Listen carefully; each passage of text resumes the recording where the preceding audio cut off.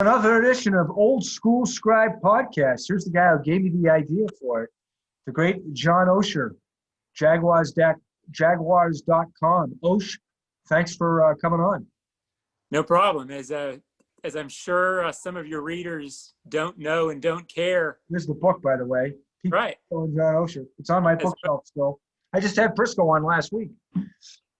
If memory serves, Butchie, you and I were two of the first three or four to do this thing, right? I think you are correct, sir. I think you are correct. I think it's yourself, it's myself, it's Mike Eisen. Yep. I think. And not exactly Dallas, but there's not many. No. We go too far back. Yeah. It's not exactly Washington, Lincoln, and Jefferson, but it's okay. So, Oesh, you've been covering the Jags for a long time now. Obviously, I just flashed up that book there when you and Prisco were covering the Jags, the first Jags team for the Florida Times-Union. Right. And then you moved on, I would say, probably 5-6 years later to the team. So you've been covering this club for a long time. Where are we now with the Jags? Well, it's an odd situation. It's sort of the second restart under general manager Dave Caldwell. They're not calling it a rebuild, but if you look at their roster, they're young. It has all those elements. And they've sort of done it a little bit different. It was sort of squirrely in a way because Caldwell's been the GM, but then Tom Coughlin was the decision maker for 3 years. Caldwell's again the GM. And the interesting thing is they're struggling. They're 1-2. But there is some good young talent on this roster. There's Josh Allen, who's a big-time player. Draftniks are familiar with him. C.J. Henderson, Kayvon Chason, Jawan Taylor, DJ Chark. I can list 6, 7, 8 guys who look like core players, look like they could be in Pro Bowl someday in their career. Yeah. The question is, unlike the Bengals, who look like they found their franchise guy, right, this team needs to figure out if Gardner Minshew's the quarterback. And we don't know yet. He's 7-7 as a starter, 8-7, somewhere in that range. Right. You wonder if he's the guy. That's the overarching story of what this season's about. It's amazing to think, 3 years ago, that they were that far away from the Super Bowl. They were playing the Patriots for the right to go to the Super Bowl. And and they're gone. I mean, the blink of an eye. It's and realistically in this league, if you're not building around the quarterback, it can change that fast. Seattle comes to mind, Russell Wilson, 2014. By 2018 or so, that was a completely different team. Felt the same because he was still the quarterback. The Jaguars parted ways with Blake Bortles, had to be done. Yeah. Beyond that, it has been a completely new team. Yeah. They tried to hang on to it for a couple of years. They kept Calais Campbell. They still had Unique Ngakoue. They still had some of their stars. But after last year, they basically had the charge this offseason of get better, get younger, but get the cap in order. So that's what they did this offseason. This offseason was about getting the salary cap right so that you could build around this young core. Again, whenever you're talking about this franchise right now, you have to go back to the X factor. Do they have their quarterback yet? Right. Until they decide that, it still feels like building because that's what the league's about right now. Certainly that game last year, that still sticks in the craw here because they felt like they had Minshew on the ropes and, no way they should have lost to him. I think they felt in it because at that time, that was one of his first few starts.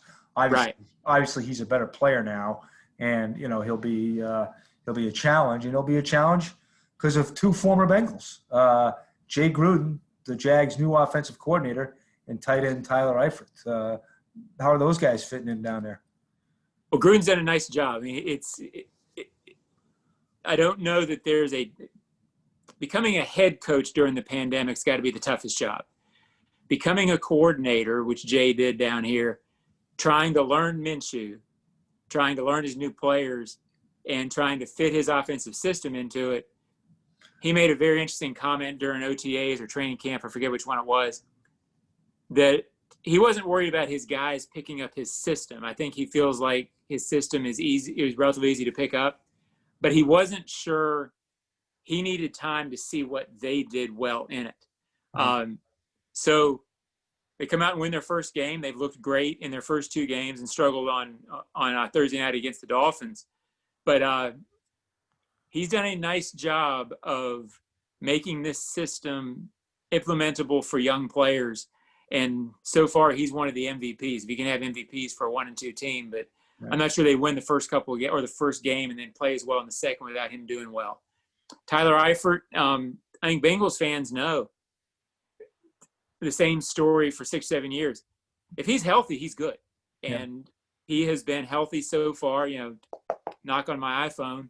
Right. But he has been what he was up there. He's got 5 or 6 receptions, 70-ish yards, but had a huge touchdown reception for him in the comeback against Tennessee. Yep. They think he can be, and that translates out to 5 or 6, 7 touchdowns. If he's healthy, he can be that guy. You guys know that. He'll do that. He's a monstrous matchup problem for you.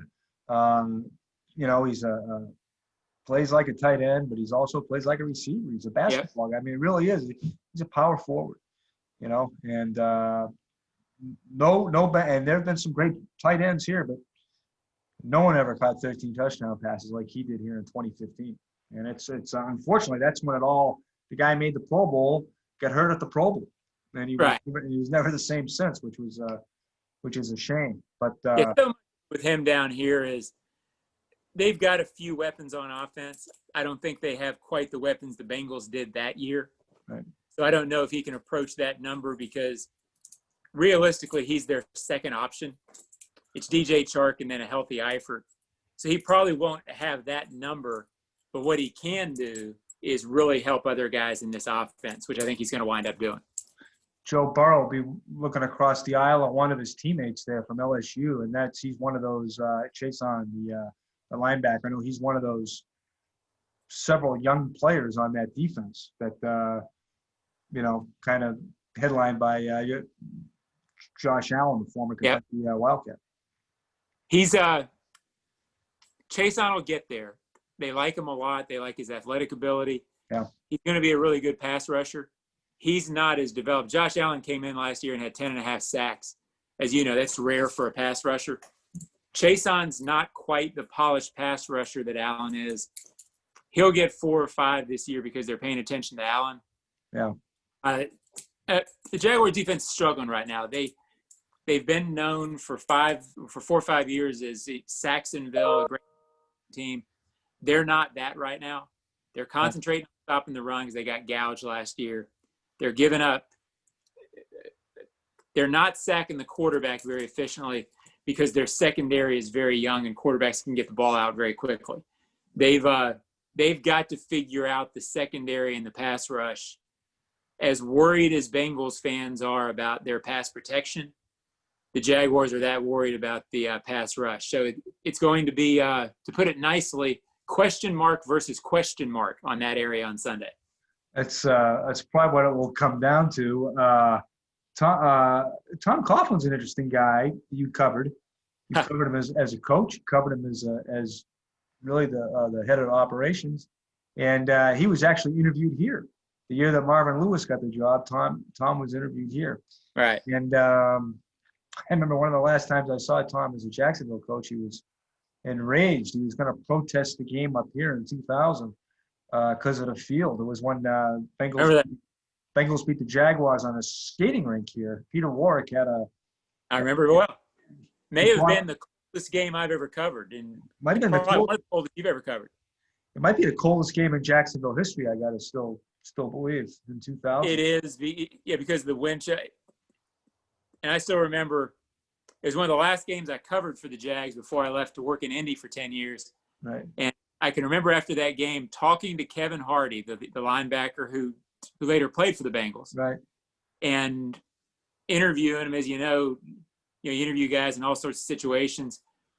Kevin had his shirt off, and I'm interviewing him, and he is literally shaking uncontrollably from, not because he was scared of me either, Butch, but it was I mean, from the wet, still not recovered from the cold.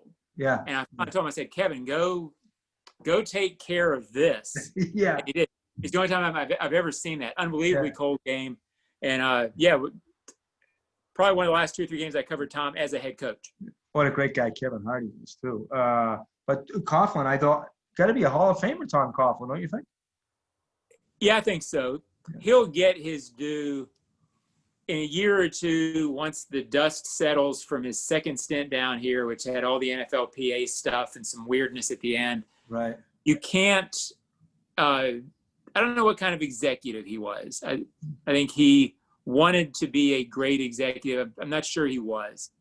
But as a head coach, as a motivator, as a game preparation, when you consider that he took Jacksonville to 2 AFC championship games and built this franchise. First time I covered this team was for the newspaper. When I came back 10 years later, Butch, Tom had been gone for 8 years. Yeah. My first day back, I still walked around the hallways looking for him because he had that sort of presence. Yeah. You couldn't imagine this franchise without Tom Coughlin. Everything had his imprint on it. Right. So he built this, which was remarkable enough because they were the most successful franchise or successful franchise expansion franchise in NFL history at that point. Yeah. So beating this team, it was this right. team was this team in its 3rd year. That's right. Playoffs, and Coughlin took Jacksonville to the AFC Championship game, right, in their 2nd year, or AFC game in their 2nd year and in their 4th. So right. And in their 5th. Right. But then obviously the Giants, whatever happened, I don't think you ever leave New York on a happy note. Right. But you take a team to 2 Super Bowls. No question. The way he did it, I think he's a Hall of Famer. I think he'll get his due on that front, and rightfully so.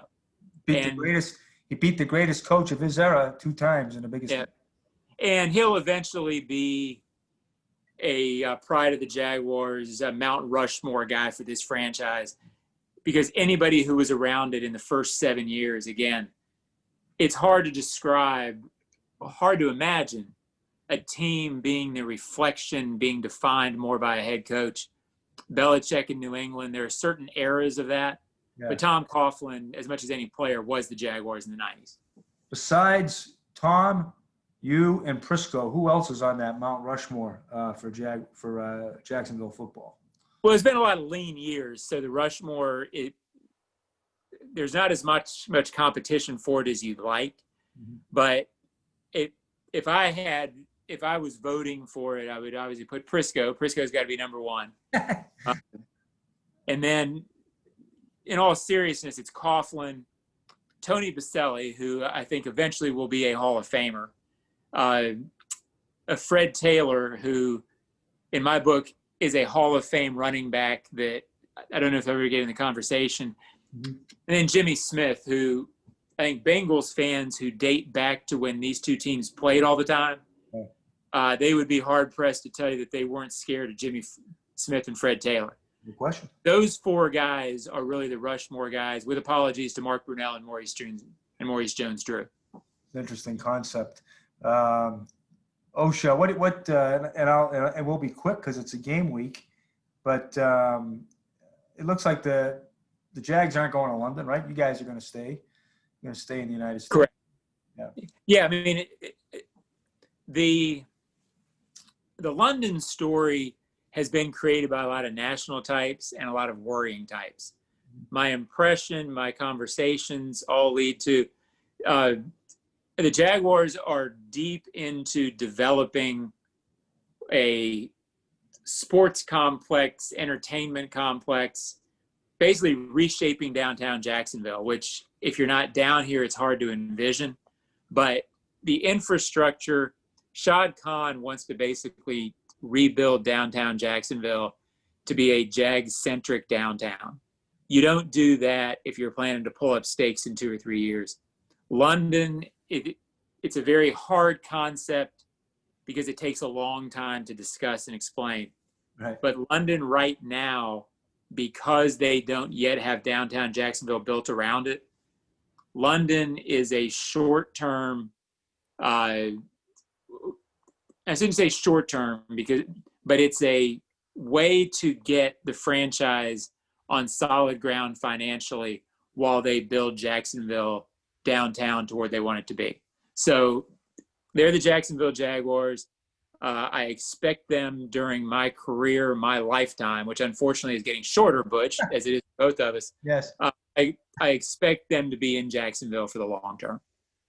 Well, I'm glad that means you are too. So I guess you're healthy. I guess that's good. I mean, well, we hope so. You know, it's every year's physical gets a little bit more of a hold your breath, Butch. I was thinking about your story with Kevin Hardy, and I'm wondering, and I'm sure that was a post game in the Paul Brown Stadium visiting locker room, and I'm wondering if we're ever going to be able to do that and to ever have that kind of access. It's a I think we talked about this week when we were talking about the Bengals a little bit. We're both old timers, so we've covered a lot of locker rooms where they're crowded into each other. I've had locker rooms where TV guys, because I was the first one there, have pushed me to where I'm like this with the player, and you're making contact the whole time. And you know, I can see locker rooms being open in a capacity. Right. I don't know if you're going to get what we all refer to as the mob. You know, we've all been in that. Okay, the mob is now around Burrow. It's now around Mixon, and you sort of go group to group after a game. Yeah. I wonder if the post-game locker room comes back. Yeah, I don't. Well, I tell you what, that was almost like a scrum, and that was almost like a game in itself. I remember, can't tell you how many times I've almost tripped and gone down on a player's bag, or how many guys have screamed at me to get off their bag. You know how it is in there, and you know, be careful what you wish for, right? Right. Now I can see midweek coming back, and for fans, I think most fans who love football know the routine now. Yeah. Midweek, you're in the locker room Wednesday, Thursday, Friday. Right. It's a casual roam around, and that gets you a lot as a media person. If you're doing your job, you build relationships. I think fans benefit from that. The post-game scrum, I don't know that you'll ever see it around the superstars anymore. I could see scenarios where they just mandate bringing superstars in and then some sort of controlled after the game. I hate it because I think you get benefit from locker rooms. Yeah. But you wonder. I mean, can you imagine the Super Bowl ever being media day again, Butchie? No. I mean, I haven't even thought about that, you know. But I can't see 1,000 media types. No. Crowd. I mean, I can still remember being around like Elway Super Bowl podium. Yeah, now that will be good. The end of Super Bowl media day, to me, will not be. It's probably run its course. I mean, I think individual teams can find some happy medium on it. Yeah, because it got to be ridiculous.